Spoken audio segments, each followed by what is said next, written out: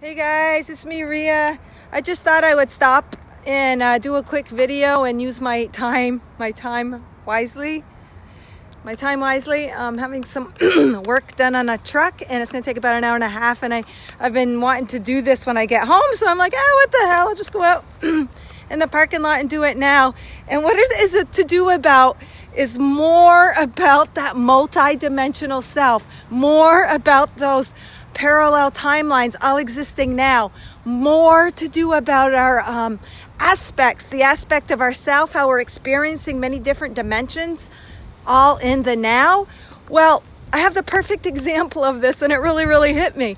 So we got this new kitten, as some of you guys might know, and her name is Pokey, and we got her at PetSmart. Well, this kitten is not and I got 3 hawks circling me. This kitten, I'm now like 4 months old, is not a normal cat. All right. She eats like a dog. She will eat any dropping you drop on the floor. She will eat anything out of your hand. It's like one of those kind of dogs that just can't seem to get enough. It's unbelievable. She acts like a dog. She wrestles with Max, our dog, and they have a really close relationship.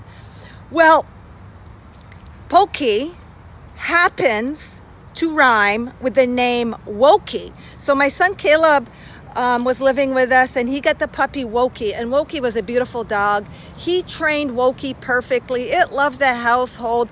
It would skid across the hardwood floors as it took a turn. It would want to eat everything around it like it never got enough food, even though he did. Well, I was looking at Pokey, and something kept hitting me, and it's like the way this cat skids across the floor as it does a U-turn or a turn like a dog, just like WOKI. And what happened is Caleb moved and began a life with his girlfriend, and he took his dog WOKI from the homestead that it knew, which is our house, and he had to give up WOKI. He gave WOKI up. WOKI was like this with Caleb, like that. And he had to give WOKI away because they got an apartment, and WOKI wouldn't have the freedom that he had at our house, and he would bark incessantly if Caleb wasn't there. And so Caleb was just considering the neighbors and WOKI's state of life and state of being. And so he let WOKI go last early summer, maybe June or something like that, or May. So WOKI's gone, and I felt emotionally sad about it, and I would cry, and I felt so horrible because poor little WOKI didn't know what was going on, even though everything happens as it should. I felt that emotional attachment to WOKI, even though I was initially resistant on getting him. So anyway, so WOKI is gone last spring, and then we bring Pokey into our life. And Pokey has all the same aspects that WOKI does. But the funny part is Caleb and Han came to visit the other day, and Caleb is like, boy, I don't know why that cat is so skittish of me, like kind of runs away from him. And I thought that was really weird because Caleb is really close with animals. And you could say, well, if it really was WOKI, wouldn't he want to be close to Caleb? But no, I think that Pokey holds that information, the cat holds that information in that memory within its energetic state of being like maybe what would be felt as deserted, ripped away from the home that it knew, and the love and the care and the kids and Mythos and Jersana, my younger two.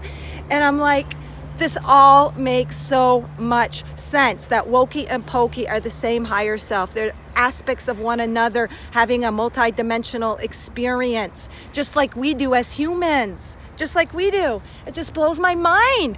I know without a doubt Pokey is WOKI, the same spirit experiencing different realms, yet they're all intermingled in that same knowing. It holds the information of all the other timelines that it's experiencing, just like we do, just like having that dissonance from Caleb, maybe being afraid it's going to be taken from its home and its family and put somewhere else. So Pokey would run away from Caleb when he went to visit.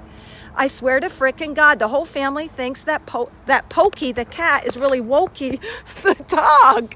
So I just had to share that with you guys because this morning it hit me. You know when things things like come into your awareness and it's like, you know, that stands out for a reason, like him skidding across the floor, like him eating a Teddy Graham. What cat eats a Teddy Graham off a floor? What cat will eat a tiny little piece of fajita crumb on the floor? And yes, Poki's actually the she is getting plenty of food. I took her to the doctors thinking maybe she had a parasite and because she was acting like a dog.